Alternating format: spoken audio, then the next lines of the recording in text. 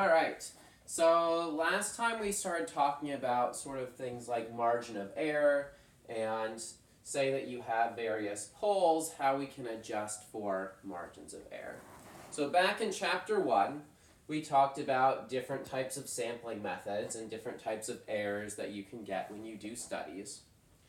And you see that if you have a bad sampling method, you can't really rely on your data. But even if your sampling method is perfect, there can be some margin of error just from random sampling error.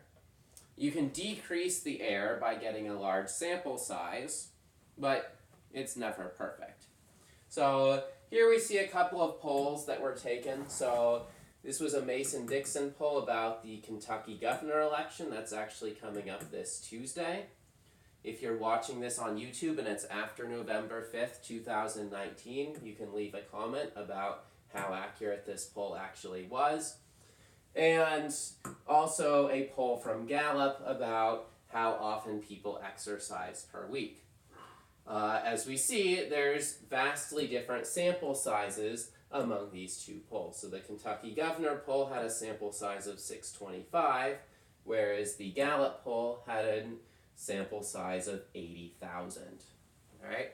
So which poll do you think is going to have less error just by random error then? The exercise one, All right, and why is that? because of the larger sample size. Yep, exactly. So when we have a larger sample size, we can sort of trust our data to be more accurate. All right. And so a couple chapters ago, we talked about the binomial distribution.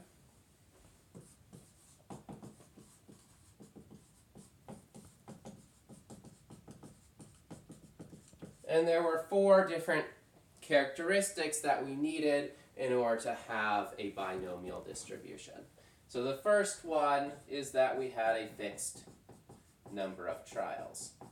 All right? So this would just be the sample size of your poll. So they decide we are going to poll 625 people, or Gallup decided we're going to poll 80,000 people. And so the number of trials is just the number of people that you're going to be interviewing. All right? So this is really your sample size. We had to have sort of outcomes, so you could either call it success or failure.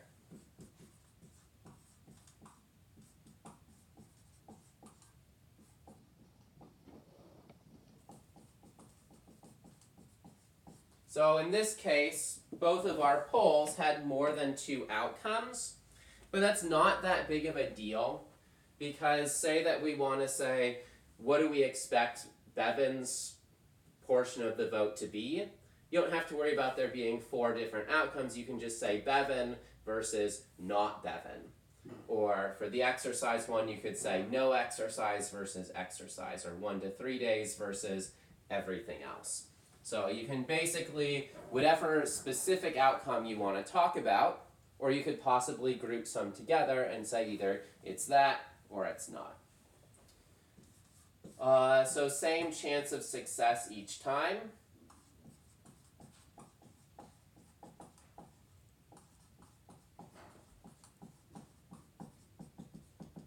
So assuming that you have a simple random sample, every time that you choose a new person, they're equally likely to be chosen as anybody else. And so no individual in the poll is going to be more or less likely to have whatever characteristic you're looking for. So that's fine. The last one is independence.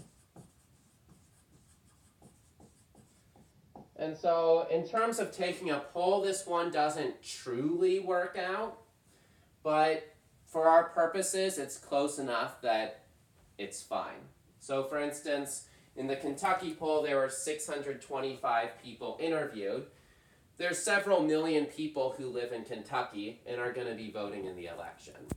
And so if I interview someone and then I don't interview that same person again, well, it's another case, it's drawing without replacement as opposed to drawing with replacement, which would be independence.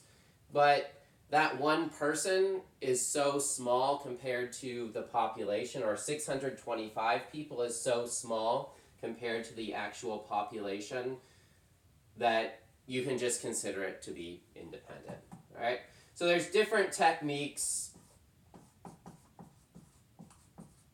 that you would do. For instance, say that there's 100 people in the class who are voting, and you take a poll of 20 of those students. Well, 20 out of 100 is a fairly significant portion of the class, and so you can adjust and you actually have more confidence based on your data because you already know how 20% of the people are voting, or whatever it is.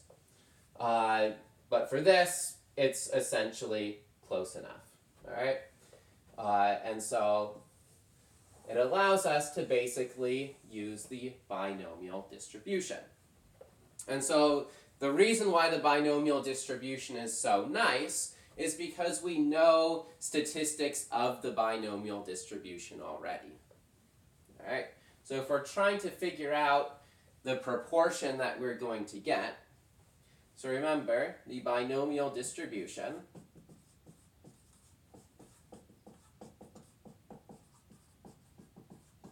has a mean of p times n, and it has a standard deviation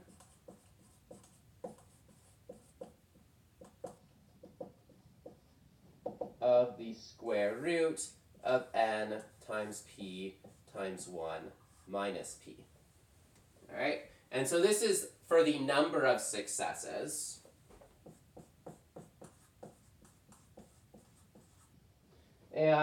But we want to talk about what about the proportion of successes.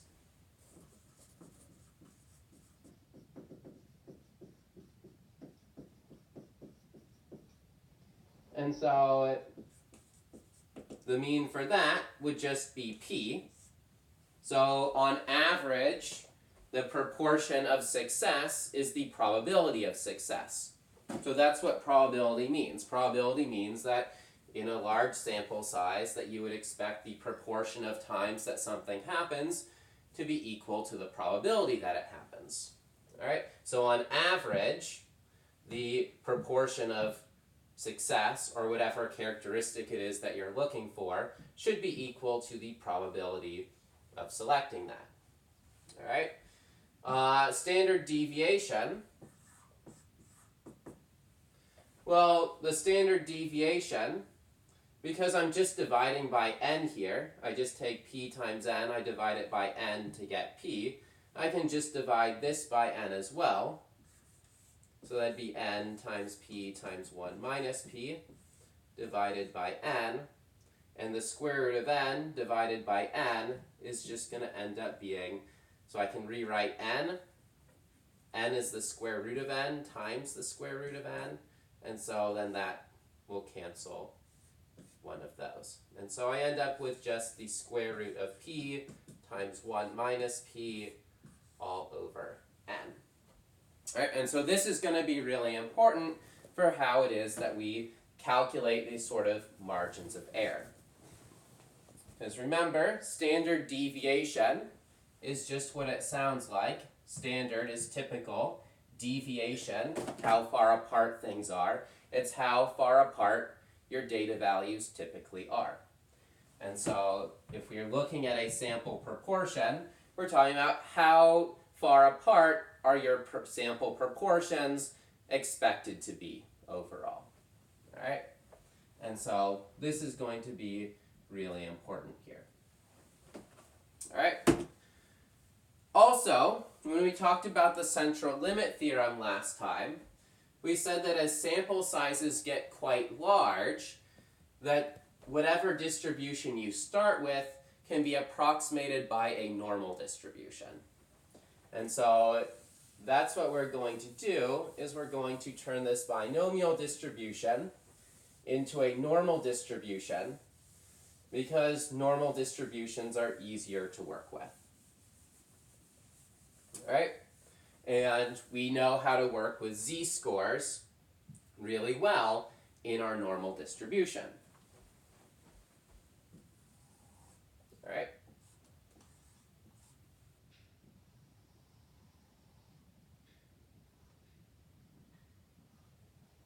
So say we have some sample that you're taking where P is the true proportion.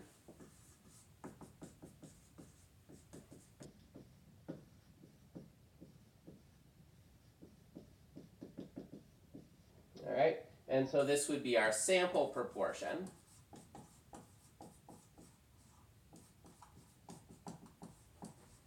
And this would be our density frequency.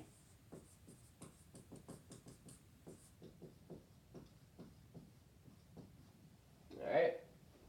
So the true proportion, so the sample proportions, well, the most common sample proportion would just be the true proportion. On average, your sample proportion should be the same as what the actual population's proportion is. And so you would expect the distribution to be centered around the sample proportion. But of course, there's going to be some error involved just through random chance. And this tells us exactly how much error we can expect to have. All right? And so say we want to be 90% confident as to our results. Well, if we want to be 90% confident about our results, we can look at, well, what would 90% of the distribution around P be? All right? And so the nice thing is that we can just, since we know about normal distributions, well, if this is 90%, how much is in this tail and how much is in the lower tail? 5% each. Yep, 5% each. Very good. So that's 5%, and that's 5%. And so we could look at our z-scores chart and find out what value that z-score is. And if we do so, we see that's a z-score of negative 1.645 and positive 1.645.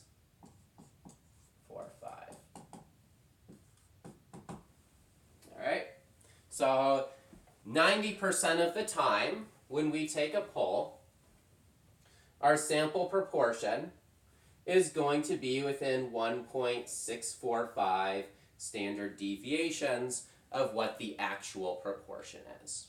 All right, so if you think about this, is the true proportion is right here. We take our sample. This is the distribution of our sample proportions, essentially. All right, and so 90% of the time, we're going to be within 1.645 standard deviations. And the great thing is, we can see how big one standard deviation is.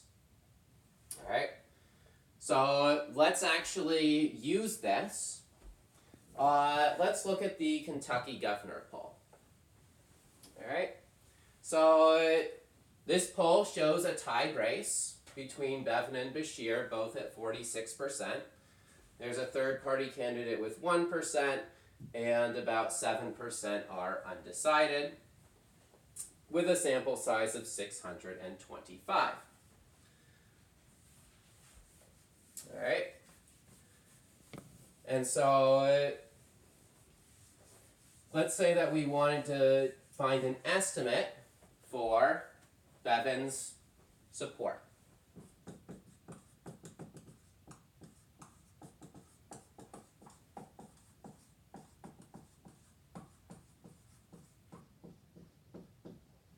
All right.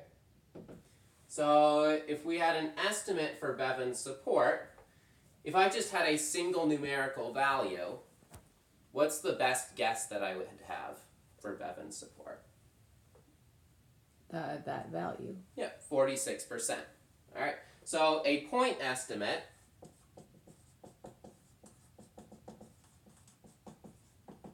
would be 46%.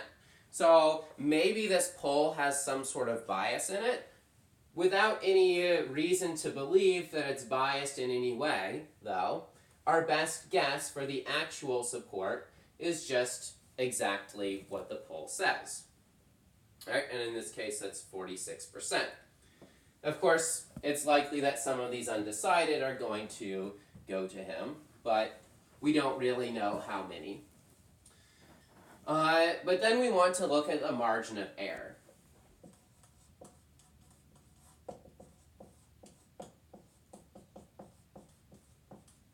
Alright, so to calculate a margin of error, we say, okay, well, our best estimate for the actual sample proportion is 46%.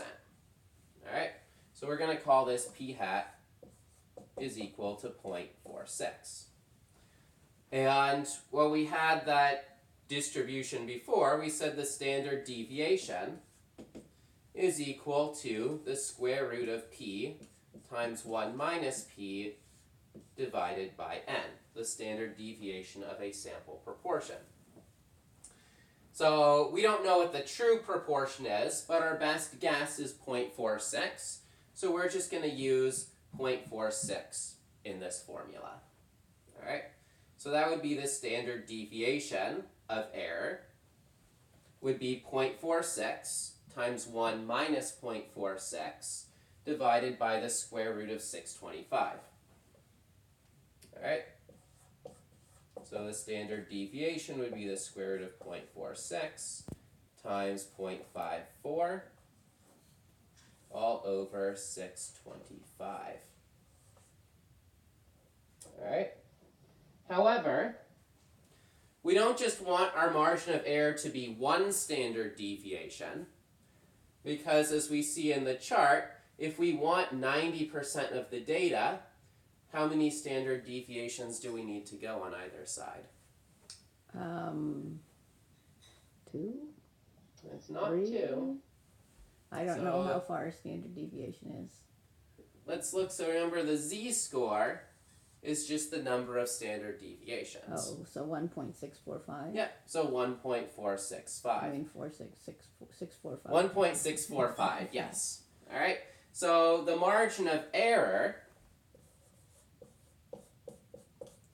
is just 1.645 multiplied by the size of a standard deviation of error, which is 0.46 times 0.54 over 625. And so you can just put this into your calculator. 1.645 times the square root of 0.46 times 0.54 divided by 625. And so we end up getting 0.033 approximately. So like 0.0327, but anything beyond the third decimal place is kind of irrelevant, since these numbers were sort of rounded to 2 decimal places anyway. So this sort of gives an extra false precision. So you can say it's approximately 3% margin of error for this. Alright, so that would mean, so if we want to estimate Bevan's true support, well, our best estimate would be 0.46, and then we have a margin of error of 0.033. So we can go to the right by 0.033, or we could go to the left by 0.033. And so what would this number here be? 0.493? 0.493, because I just add them together. And what would this number be over here? 0.027? I mean 0. Alright, so what do we want to do with these two values? 4. If we want to move to the left. Oh, excuse me, 0.427. Alright, so it's 0.46 minus 0.033, Right. and so that's 0.427. That's what I get, but Alright. Yeah, that looks correct. Alright, so we would expect on this that Bevan is going to get somewhere between 43%, and 49% of the vote. All right? And since Beshear is also polling at 46%, we would expect the same margin there. All right? And of course, both of them are going to get some of this undecided vote as well. And so, depending what assumptions you have as to how the undecided will break, may change what your expectations are. Well, there's something to note here, is that these candidates are tied in the poll. However, when you look at the margin of error, there could actually be a fairly significant gap between them. All right? It would not be terribly surprising if Bevin won by about 6 percentage points. And it would not be terribly surprising if Beshear also won by about 6 percentage points. If Bevin performs better than the poll says that he should, then what would you expect Beshear to do? Perform less well? Yeah, exactly. Because if one candidate gets a higher percentage, the other candidate has to get a lower percentage. That's assuming that if we ignore the undecideds for now. All right? And so what we actually see is that the margin of error has to be, essentially their lead would have to be twice the size of a margin of error for it to be a statistically significant result. All right? So when they say like the margin of error of this poll is 4%, then it would actually need to have an 8 percentage point lead in order for the candidates to be outside of the margin of error of each other. All right?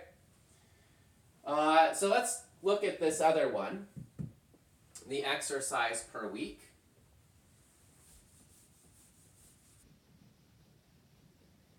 And so what did we say? Do you think the margin of error is going to be higher or lower for this one? We think lower because there's more n's. Yeah, because the sample size is larger. All right, so we have a large sample size here. And so for this one, let's actually do a larger confidence interval. So we're going to do a 99% confidence interval. All right, so remember when we had that chart, when we had 90%, we said that we had 1.645 standard deviations. So that's what we call a critical value. All right, so if you have a 90% confidence interval, then the critical value is 1.645. For a 95% confidence interval, the critical value is 1.96. And I should note that if you look at a poll and it tells you the margin of error on that poll, which is pretty common to list, the margin of error always refers to a 95% confidence interval. All right, so this is what is sort of the standard for polling.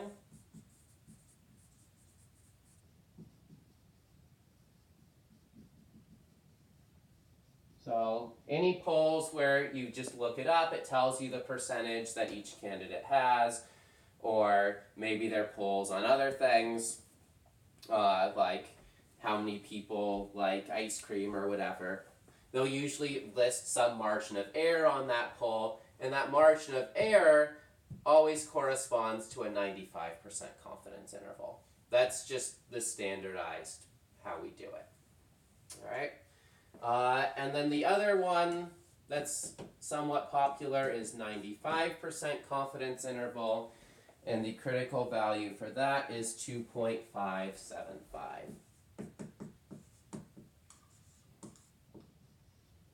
Alright, and so as we said last time in class, the larger your confidence, to have more confidence you're going to need a larger interval in order to use that. And so, by having a larger critical value, you have a larger margin of error. And so let's just list the margin of error formula. So our margin of error formula is just your critical value. So for 90% confidence, it was 1.645, but for 95%, it'd be 1.96, and for 99%, it'd be 2.57. Multiplied by the square root of your sample proportion times 1 minus your sample proportion, all divided by your sample size. All right? And so that's it. It really is that simple. And so we can look at this Gallup poll. So what percent of Americans, so what proportion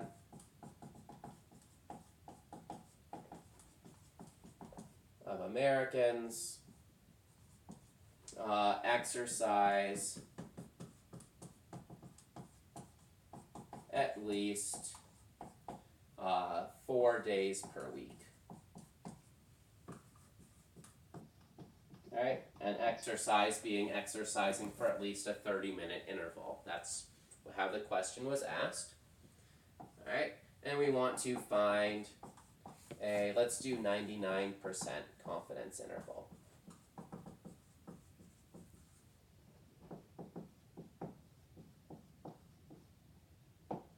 Alright, so let's look back over here.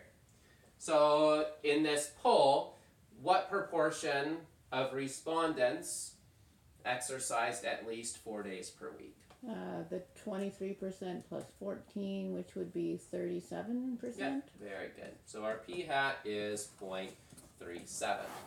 Alright, so our margin of error is going to be 2.575 multiplied by the square root of 0.37. So that'd be 0.63 times 0.37. I just reversed the order. And then we divide by 80,000. Alright, that's a really big sample size. And so we calculate our margin of error.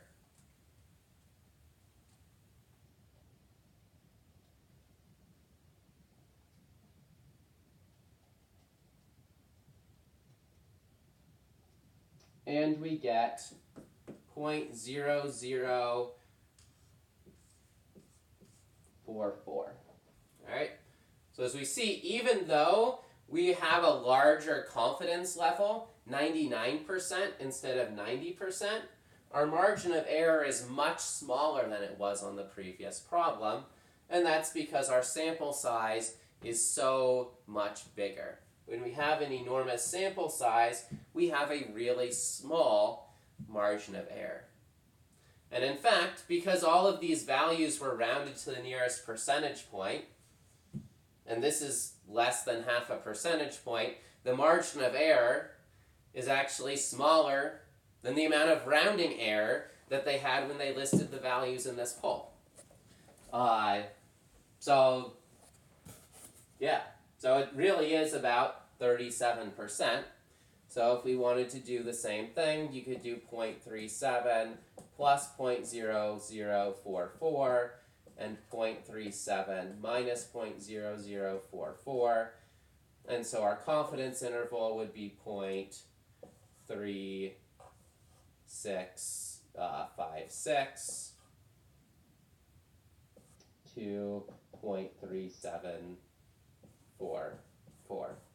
But again, this isn't particularly meaningful since the values had been rounded to the nearest percentage point in the first place. And so you can really just say 37% in this case. Alright, so this is how we often write confidence intervals, where that just says the minimum value in the confidence interval, and that just says the maximum value in the confidence interval. So we are 99% confident that the true proportion of Americans who exercise at least 4 times per week is between 36.56% and 37.44%. Alright? So there's a 1% chance that the poll could be off just by random sampling error. and that the true error is more than this, but 99% of the time, the random sampling error is going to be less than this value. All right, and so that's what a confidence interval is. You can never be 100% confident, but you can be pretty confident about your data. So the last thing I wanted to do was to show you guys how to do this on the calculator. So the calculator actually makes things pretty nice. So let's erase the board.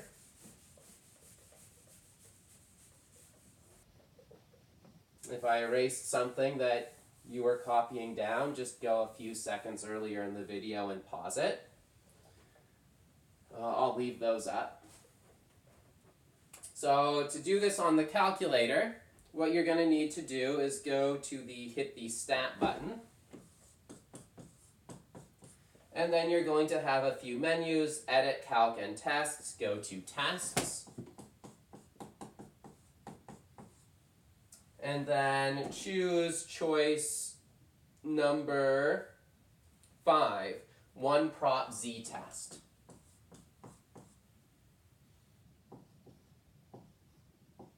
No, sorry. Not one prop z-test. We're going to use that later. It's one prop z-int. Alright? One prop z-int. Alright? And so this is choice A. So remember, once they run out of number values, then they start using letters for the choices in the menu. So it's going to be the 11th thing on the menu. Alright? So one prop z-int. And so when you get there, you have an x, you have an n, and then it also asks you for the confidence level. Alright, so the x is just the number of success. So can you move to the side a little bit? Alright, yep, very good. So the number of success is x, and then we have n, and we have the confidence level. So we can go back to our previous example. So we already calculated the 90% confidence interval for Bevan support. So the confidence level would be 0.9. What's the value of n for this? 625. X 625. And what would x be? The numbers of success, would that be 46 out of 625? No. So it's, remember, can you have a fraction being the number of successes? No. Yeah, it has to be a whole Would it number. be 46% of 625? Yeah, very good. So we want to have 46% of 625. So you could calculate that on the side, or in your calculator you could just type in 0.46 times 625 and hit enter. Now when I did that, I get 287.5, which of course is impossible. So I got to decide, do I want to change this to 287, or do I want to change it to 288? I'm just going to change it to 288. So we don't know the exact number because we were just given the percentage. So we just take our best guess based on the information that we have, and we'll assume that there were 288 people who responded that way. It may have been 287. There's actually a few numbers it could have been that could all end up rounding to 46%. And I forgot to change the confidence level to 0.9, so I got to redo it here. And so x is 288, n is 625, confidence level is 0.9, and I hit enter, and you see above it will say 0.428, comma 0.493. Alright, actually says 0.4936, and that's exactly what we got when we did this earlier today. Alright, so you can do the calculator for any of these. You just need to know the number of successes, the number in your entire sample, and then you can put in your confidence level. So just as a little note, how can we get the margin of error from this? Add them up and divide by 2. You want to add them together? We want to get the number that's right in between the 2. Alright, so we could find the number right in between the 2.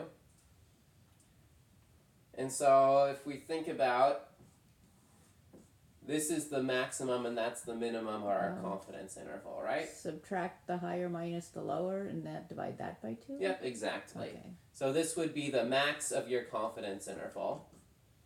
So this is your confidence interval max, this is your confidence interval min, and this is your margin of error. And so if you just take the max minus the min and divide by 2, because it's exactly half of that, that would be one way to get the margin of error. So if you're asked for the margin of error and you just have your calculator, you don't want to go through all these calculations, you can just find the interval and then take the interval max. So the margin of error equals confidence interval max minus confidence interval min divided by 2. And we're very good. Alright? And of course the one that would be reported in the poll would not be this, because this is based off a 90% confidence interval. It would be the result based off of a 95% confidence interval. Alright? And so that should get you guys ready to be able to do the homework for this week. And you can post any questions on the discussion board. I'll put up a thread for this lesson as well. Alright? So I'll see you guys on Tuesday. All right. How long was that?